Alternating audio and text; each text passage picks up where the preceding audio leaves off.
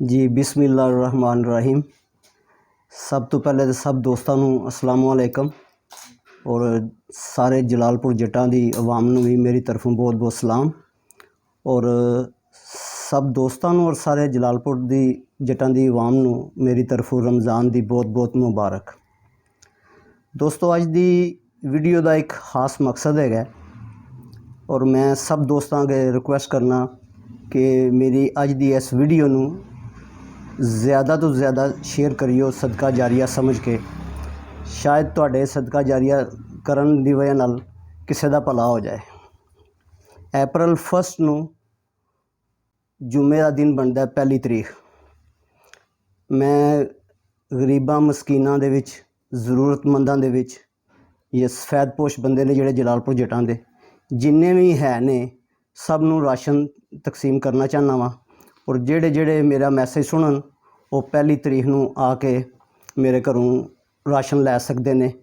और शनाख्ती कार्ड की फोटोकापी सारे दोस्त जेड़े ने आन या औरतां आन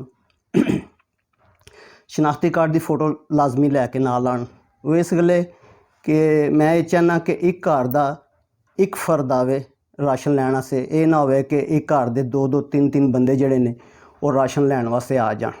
क्योंकि ये जिहड़ा राशन है ये रमज़ान का राशन है और हर उस बंदे वास्ते जिहड़ा कि ज़रूरतमंद है, बड़ा मजबूर है, जिहड़े घर दे हालात ठीक नहीं, वो लोग आके राशन लै सकते हैं, मगर शनाख्ती कार्ड तो बगैर नहीं। हर बंदा आवे शनाख्ती कार्ड की फोटोकापी लैके आवे, सानू शनाख्ती कार्ड की फोटोकापी दे और असी उन्होंने राशन देंगे। साढ़े कोल ऑलरेडी जिहड़े बंदे है ने उन्हों दा पैकेज लगे है, उन्होंने पैकेज दिता जाएगा, दूसरे बंदियां नूं सब नूं भी राशन दिता जाएगा। तो ये सब दोस्तों अगे गुजारिश हैगी कि मेरी इस वीडियो नूं एज ए सदका जारिया समझ के जिन्ना ज़्यादा शेयर कर सकते हो करो, क्योंकि मैं राशन का काफ़ी इंतज़ाम किया है और उम्मीद करना कि इंशाअल्लाह ताला ये सुबह 9 बजे शुरू किया जाएगा पहली तरीक नूं जुम्मे वाले दिन और ये शाम 6-7 बजे तक उम्मीद है कि यह सिलसिला चलता रहेगा। मैनू ये तो नहीं पता कि किन्नी क अवाम आवेगी, मगर उम्मीद करना कि जिन्ना कर मैं राशन इकट्ठा किया है वो पूरा हो जाएगा और इस तरह मैनू भी पता लग जाएगा कि अगर अल्लाह ताला ने ज़िंदगी दी तो अगले साल इस प्रोग्राम नूं मैं बेहतर तरीके नाल सार अंजाम देंगा। और वैसे तो हर साल 200-250 बंदे का मैं इंतज़ाम करना वा, लेकिन अल्लाह ताला नाल एक वादा किया सी, नीयत की सी और अल्लाह ने मेरी पूरी की, जिहदे वास्ते मैं स्पैशली इस रमज़ान के राशन लई पाकिस्तान आया वां 10 दिन वास्ते और मैं ये सिलसिला सारा अपने हत्थ नाल करके तो इंशाअल्लाह ताला 2-4 दिन तक वापस अमेरिका चला जाऊँगा। तो जलालपुर जट्टां दी जिन्नी अवाम हैगी, जिहड़े ज़रूरतमंद लोग ने, गरीब ने, मस्कीन ने, यतीम ने,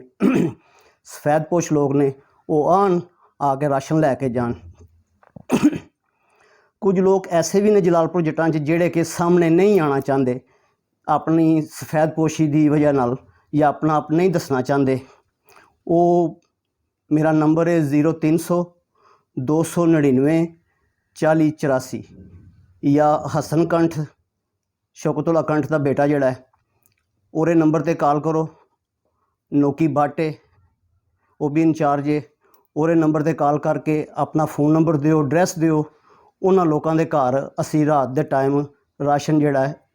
वो पहुँचा देंगे। तो इस तो अलावा मेरे ख्याल है कि मैं और मज़ीद कुछ कहना नहीं चाहता, लेकिन ये ज़रूर कहांगा कि मेरी अज की वीडियो नूं इनू जिन्ना ज़्यादा शेयर कर सकते हो, तुहाडे शेयर कीते नाल किसी ज़रूरतमंद की ज़रूरत पूरी हो सकती है, या तुहाडे महल्ले वेड़े विच तुहाडे आंढ गुआंढ कोई ज़रूरतमंद बंदा गरीब मस्कीन है तो उन्होंने दसो कि लोधी हाउस महल्ला पुराना थाना जलालपुर जट्टां तो पहली तरीक नूं अप्रैल 1 जुम्मे का दिन बनता है, भाई जाके तो राशन लै आओ। बहुत शुक्रिया जी, इजाज़त चाहना वा। सब नूं अस्सलाम वालेकुम।